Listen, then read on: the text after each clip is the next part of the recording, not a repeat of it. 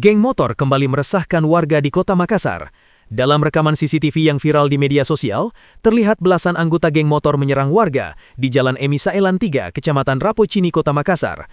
Mereka menutup jalan dan melakukan penyerangan ke arah jalan tempat sejumlah remaja sedang nongkrong dengan menggunakan busur panah. Akibatnya, salah seorang remaja bernama Faisal terkena anak panah pada bagian leher dan langsung dibawa ke Rumah Sakit Daya Makassar untuk dilakukan perawatan lebih lanjut.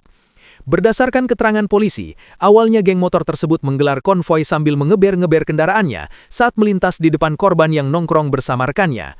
Korban yang merasa risih langsung menegur para geng motor tersebut.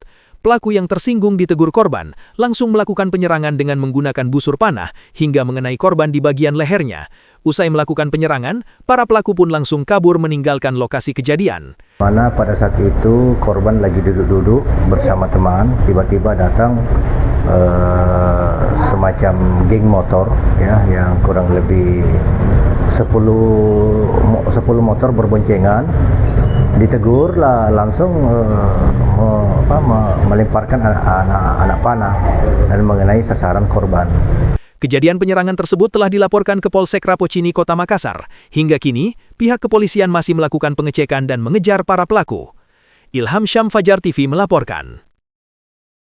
Terima kasih telah menonton.